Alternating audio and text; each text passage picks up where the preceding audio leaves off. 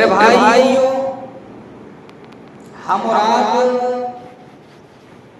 جس دور سے گزر رہے ہیں اس دور کے حالات سے ہم اور آپ بخوبی واقف ہیں کہ حالات دن بدن خراب سے خراب ہوتا جا رہا ہے۔ حالات دن بدن بد سے بدتر ہوتا جا رہا ہے۔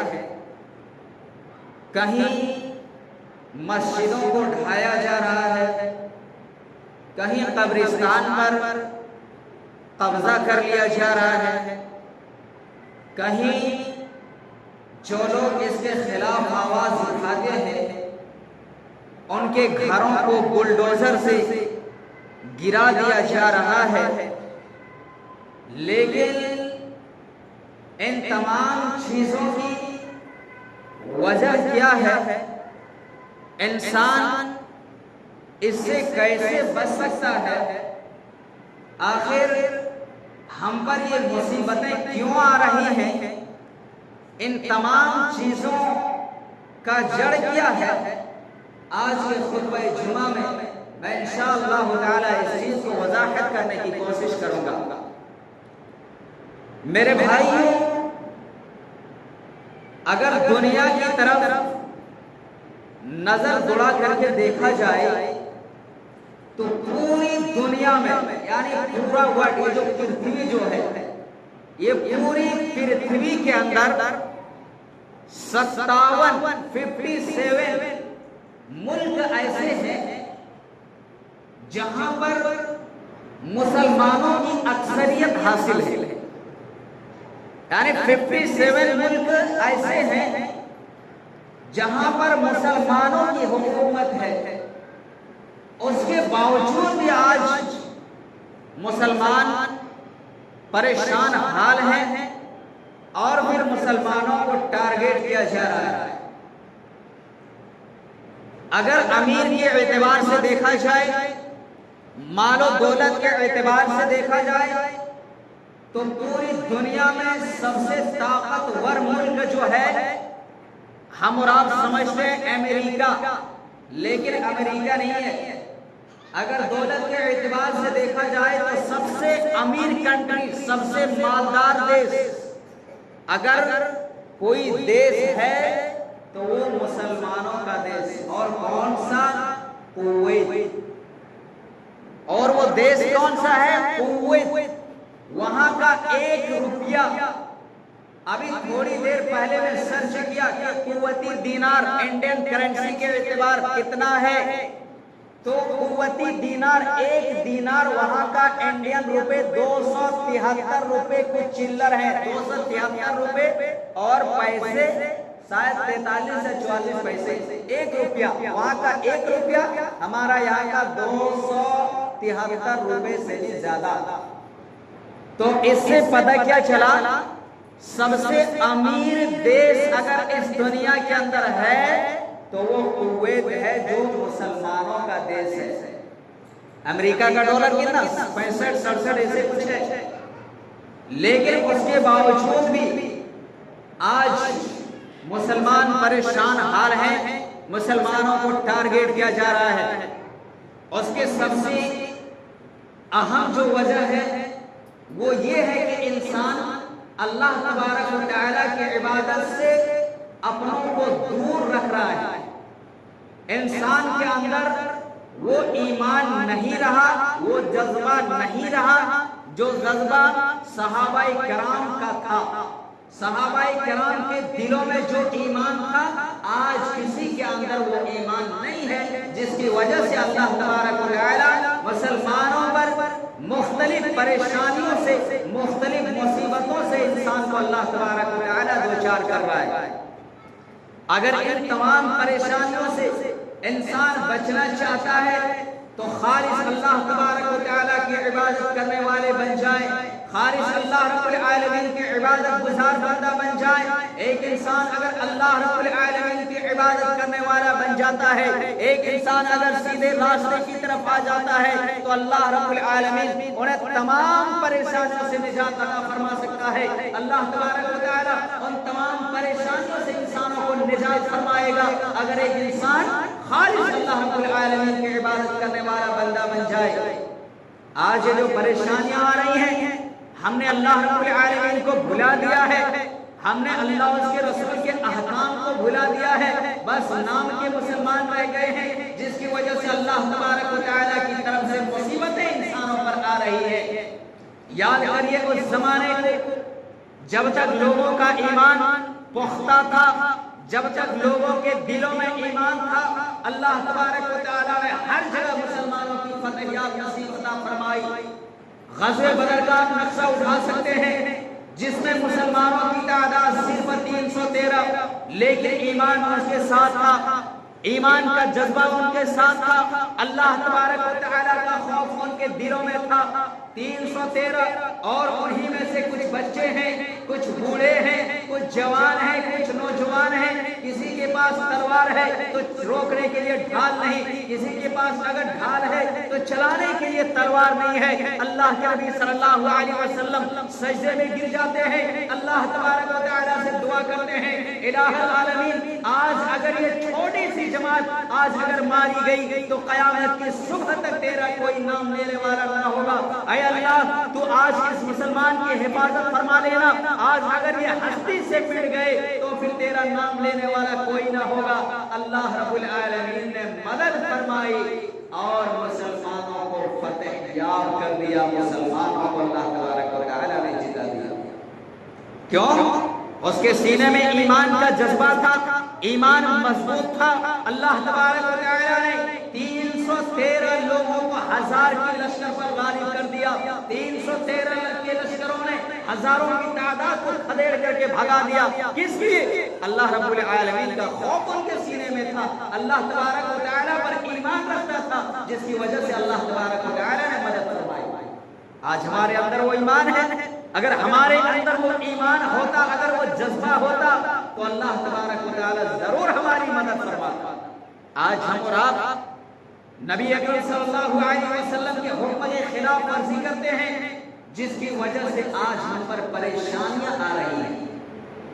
آج ہم اور آپ جو پریشانیاں آ رہی ہیں، ہم اور آپ قرآن و سنت کے خلاف بہت سارے عمل کر رہے ہیں۔ اگر ہم اور آپ قرآن و سنت کے مطابق عمل کرتے تو جس طریقے سے اللہ تبارک و تعالیٰ نے صحابہ کرام رضوان اللہ علیہم اجمعین کو جس طریقے سے ان کی مدد کی تھی، اللہ رب العالمین ہماری بھی مدد ویسے کر سکتا تھا، لیکن نہیں، ہمارا ایمان اس طریقے سے نہیں رہا۔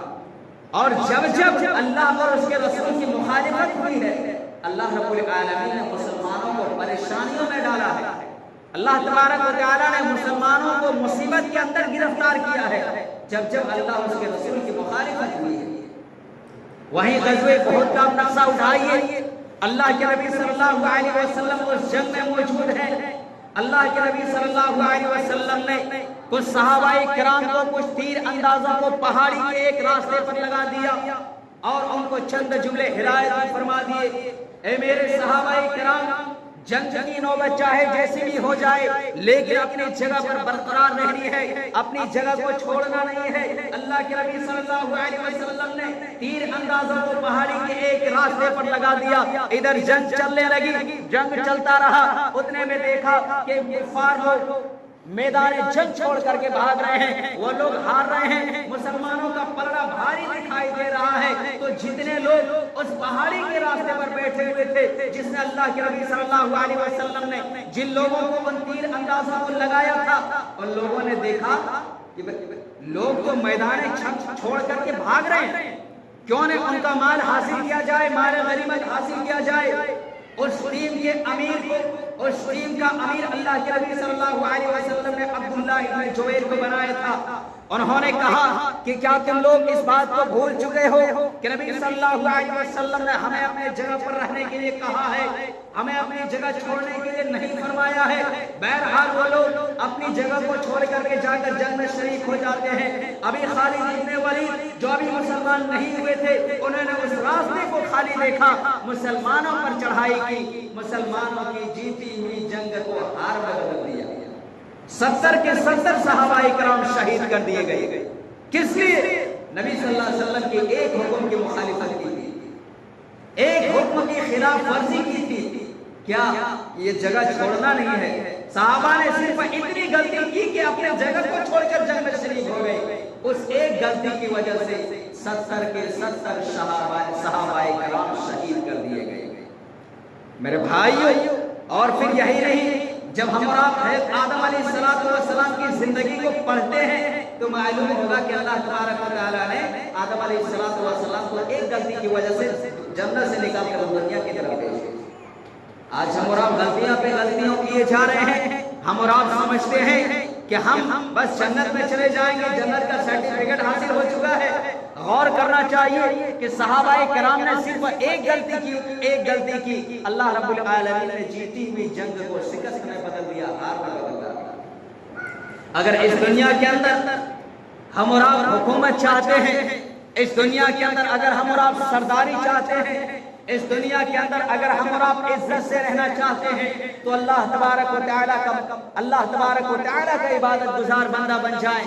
اللہ رب العالمین فرماتا ہے وَلَا تَهِنُوا وَلَا تَحْزَنُوا وَأَنْتُمُ الْأَعْلَوْنَ إِن كُنتُم مُؤْمِنِينَ۔ اے مسلمانوں، تم غم نہ کرو، تم پریشان نہ ہو، ہم تم کو سربلندی عطا فرمائیں گے، ہم تم کو حکمران بنائیں گے۔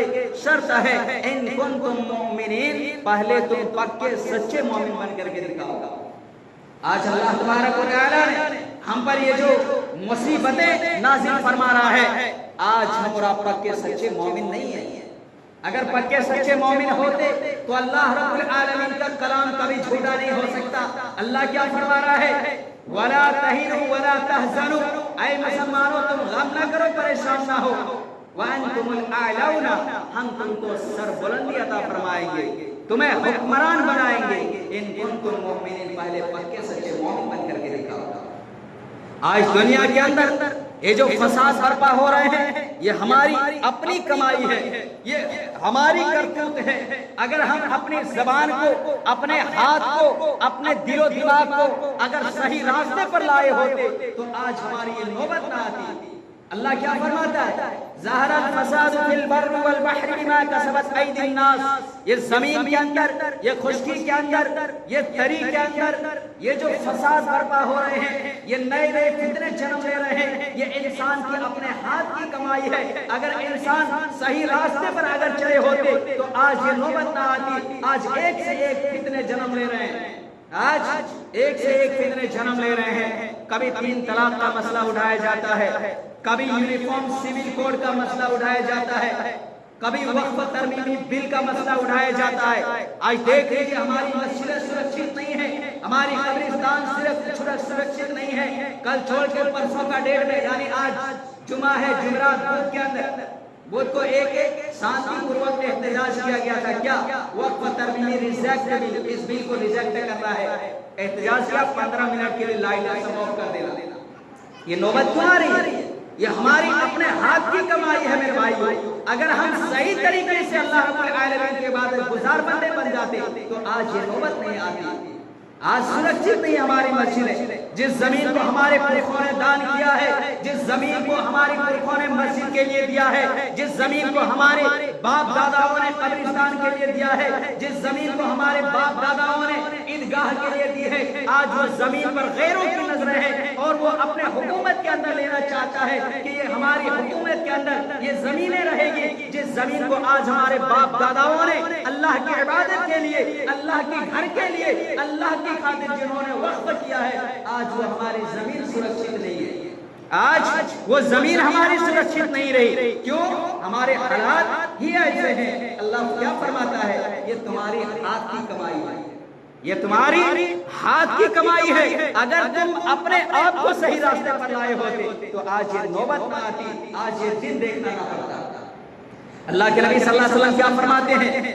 ابو داؤد کی روایت ہے، اللہ کے نبی صلی اللہ علیہ وسلم فرماتے ہیں یوشک ان تداعى علیکم الامم کما تداعى الاکلۃ الى قصعتها۔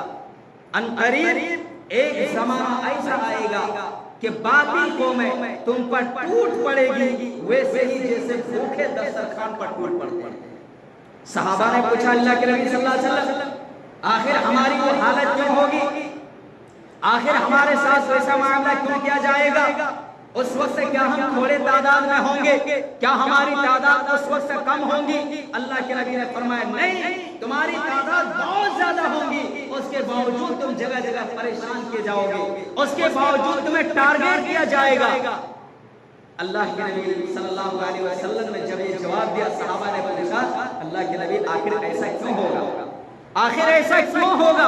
अल्लाह के नबी सल्लल्लाहु अलैहि वसल्लम ने फरमाया कि कुफ्फार के दिलों से तुम्हारा रोब व दबदबा निकाल देगा अल्लाह तबारक व तआला, कुफ्फार के सीनों से तुम्हारा खौफ खत्म कर देगा। आज देख लीजिए, आज खुद हम खौफ क्या कर रहे हैं, आज खुद हम खौफ की जिंदगी गुजार रहे हैं, दहशत की जिंदगी गुजार रहे हैं। वरना अगर पहले की जिंदगी पढ़ेंगे, चारों तरफ मुसलमानों की हुकूमत थी। तो अल्लाह के नबी ने क्या फरमाया, काफिरों के दिल से तुम्हारा रोब व दबदबा खत्म हो जाएगा, तुम्हारी हैसियत ऐसे होगी जैसे समुद्र में बहने वाले खशोखासात की मानिंद। यानी समुद्र में जब पानी का ऐसे लहर जब आती है तो उससे जो झाग निकलते हैं, जिसकी कोई कदर व कीमत नहीं होती, कोई हैसियत नहीं होती है, जिधर का हवा चलती है उधर ही उसको बहा करके ले जाती है। अल्लाह के नबी ने फरमाया समुद्र में बहने वाले खशोखासात की मानिंद हो जाएगी तुम्हारी हैसियत। सहाबा ने पूछा अल्लाह के नबी ऐसे क्यों हो जाएगी? आपने फरमाया हुब्बुद दुनिया व कराहियतुल मौत, दुनियावी मोहब्बत तुम्हारे दिलों में डाल दी जाएगी, दुनियावी मोहब्बत तुम्हारे दिलों में घोल करके पिला दी जाएगी। आज देख लीजिए, हम और आप जितना दुनिया से मोहब्बत करते हैं उतनी आखिरत से नहीं करते हैं। जितनी मोहब्बत हम दुनिया से करते हैं उतना नमाज से नहीं करते हैं। जितनी मोहब्बत हम दुनिया से करते हैं उतनी मोहब्बत रोजे से नहीं करते हैं। जितनी मोहब्बत हम दुनिया से करते हैं उतनी मोहब्बत सदका व खैरात से नहीं करते। ये क्या है? अल्लाह के नबी ने पेशी गोई की। अल्लाह के नबी सल्लल्लाहु अलैहि वसल्लम ने बयान कर दिया कि तुम्हारे दिलों के अंदर दुनियावी मोहब्बत डाल दी जाएगी, और जब दुनियावी मोहब्बत तुम्हारे दिलों में डाल दी जाएगी तो तुम मौत को भी नापसंदीदगी की निगाह से देखोगे, तुम मरना गवारा नहीं करोगे। आज कोई चाहता है मरना? नहीं मरना चाहता, कोई नहीं मरना चाहता। क्यों नहीं मरना चाहता? आज हमारे अमल पर कॉन्फिडेंस नहीं है, भरोसा नहीं है कि हम सही अमल कर रहे हैं या गलत अमल कर रहे हैं।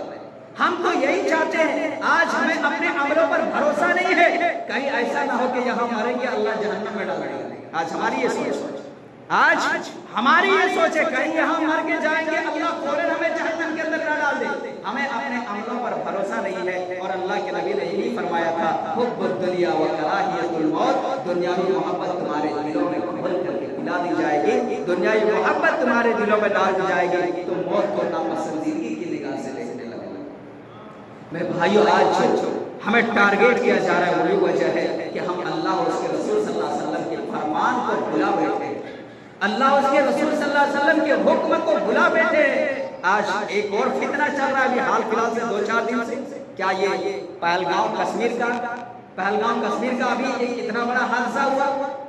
लोग ये समझते हैं कि वो मुसलमानों ने किया है। नाम पूछा जाता तुम्हारा नाम क्या है, ये फला मजहब के नाम पर आज लड़ाइयाँ हो रही हैं। मेरे भाइयों, मैं बता देना चाहता हूँ, हमारी तकरीरें लाउड स्पीकर पर हो रही है। मैं आप सारे लोगों को मैं मुखातब करके फरमा रहा हूँ कि इस्लाम ये जो है ये अमन और शांति का मजहब है। इस्लाम नफरत फैलाना नहीं चाहता। इस्लाम किसी को नाहक कत्ल नहीं करता, बल्कि अल्लाह रब्बुल आलमीन की किताब कुरान मजीद के अंदर अल्लाह तबारक व तआला साफ साफ फरमाता है मन क़तल नफ्सन बिगैरि नफ्सिन औ फसादिन फिल अर्ज़ फकअन्नमा क़तल अन्नास जमिया। जिसने एक इंसान को कत्ल कर दिया, जिसने एक मनुष्य को कत्ल कर दिया, गोया कि उसने पूरी इंसानियत को कत्ल कर दिया है। जो शख्स नाम पूछ करके लोगों को मर्डर कर रहे हैं, जो शख्स मजहब पूछ करके लोगों का कत्ल कर रहे हैं, उसका इस्लाम से कोई ताल्लुक नहीं हो सकता, वो मुसलमान हो ही नहीं सकता। क्योंकि अल्लाह के नबी सल्लल्लाहु अलैहि वसल्लम फरमाते हैं ला युमिनु अहदुकुम हत्ता अकूना अहब्बा इलैहि मिन वालिदिही व वलदिही वन नास अजमईन। तुम में से कोई भी शख्स उस वक्त तक मोमिन नहीं हो सकता जब तक कि उसके नजदीक नबी सल्लल्लाहु अलैहि वसल्लम सबसे ज्यादा महबूब ना बन जाए। अल्लाह के नबी सल्लल्लाहु अलैहि वसल्लम का एक एक हुक्म जब तक लोगों के नजदीक महबूब ना हो जाए, उस वक्त तक कोई शख्स मोमिन नहीं हो सकता है।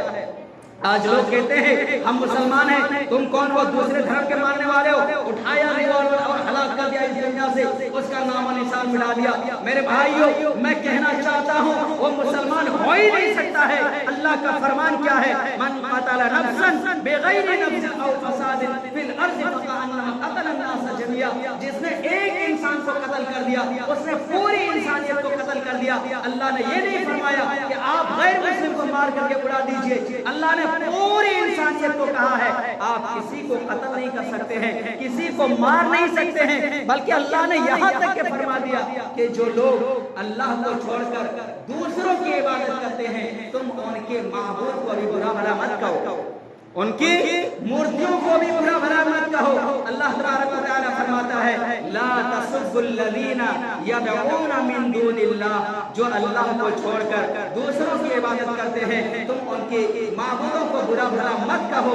کیوں نہیں کہو؟ اس لیے کہ اگر تم ان کے معبود کو برا بھلا کہو گے تو تمہارے اللہ کے بارے میں بھی وہ برا بھلا کہے گا۔ تو اللہ تبارک و تعالی نے جس سے اللہ تبارک و تعالی نے جہاں یہ منع فرمایا ہے کہ تم ان کے معبود تک کو برا بھلا نہ کہو، وہ اللہ کیسے اجازت دے سکتا ہے کہ تم ناحق کسی کی جان لے لو؟ وہ اللہ یہ کیسے اجازت دے سکتا ہے کہ تم ناحق کسی کو قتل کر دو؟